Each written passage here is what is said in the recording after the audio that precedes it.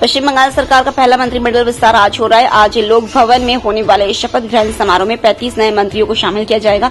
राज्यपाल RN रवि लोक भवन में सुबह 11 बजे से मंत्रियों को पद की शपथ दिलाएंगे। इस विस्तार के साथ ही मंत्रिपरिषद की संख्या बढ़कर 41 हो जाएगी। इससे पहले 9 मई को शुभेंदु अधिकारी ने मुख्यमंत्री पद की शपथ ली थी।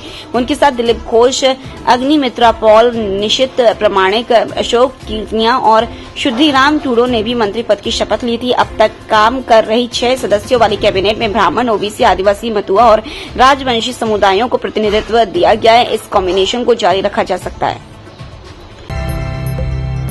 ऑपरेशन सिंदूर में ब्रह्मोस, आकाश, लाइटनिंग, म्यूनिशन और नेत्र जैसे भारतीय हथियारों के इस्तेमाल के बाद दुनिया में इनकी मांग तेजी से बढ़ी है। कई देशों ने इन्हें खरीदने में रुचि दिखाई है, जबकि कुछ के हजारों करोड़ रुपए के सौदे भी हो चुके हैं।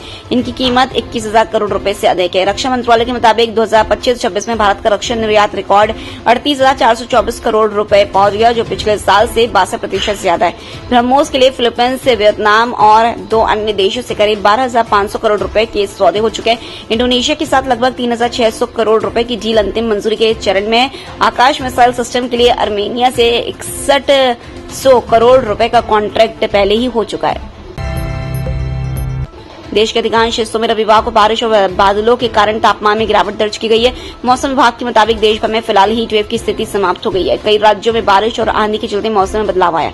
राजस्थान के कई हिस्सों में लगातार दूसरे दिन धूल भरी आंधी चली, जिससे तापमान में गिरावट आई। जैसलमेर में रेतीला तूफान आया, इससे विजिबिलिटी पर असर हुआ। हालांकि किसी तरह का नुकसान नहीं हुआ। राज्य के फलौदी में अधिकतम तापमान 42.6 डिग्री रहा।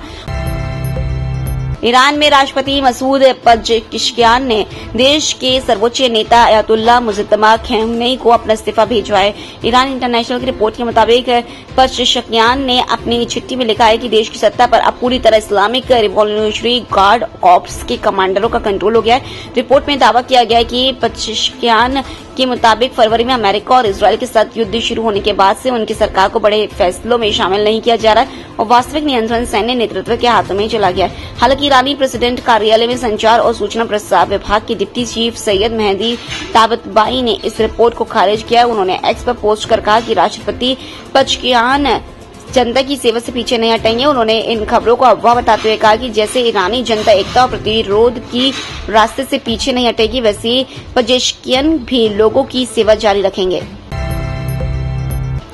नेपाल की प्रधानमंत्री वालिन शाह ने रविवार को कहा कि सिर्फ भारत ने ही नेपाली जमीन पर कब्जा नहीं किया, बल्कि नेपाल ने भी कुछ भारतीय इलाकों पर कब्जा किया। अब दोनों देशों को मिलकर इस मामले की जांच करनी चाहिए। वालिन पीएम बनने के 2 महीने बाद पहली बार नेपाली संसद को संबोधित कर रहे थे। काठमांडू पोस्ट के मुताबिक इस दौरान एक सवाल के जवाब में उन्होंने कहा कि प्रधानमंत्री बनने के बाद उन्हें इस बारे में जानकारी मिली। उनके बयान को लेकर विपक्षी दल नाराज हो गए। नेपाली कांग्रेस और नेपाल कम्युनिस्ट पार्टी के कई सांसदों ने मांग की कि ये बयान संसद की कार्रवाई से हटाया जाए। उनका कहना था कि प्रधानमंत्री या तो अपने दावे के समर्थन में सबूत दे या फिर बयान वापस ले।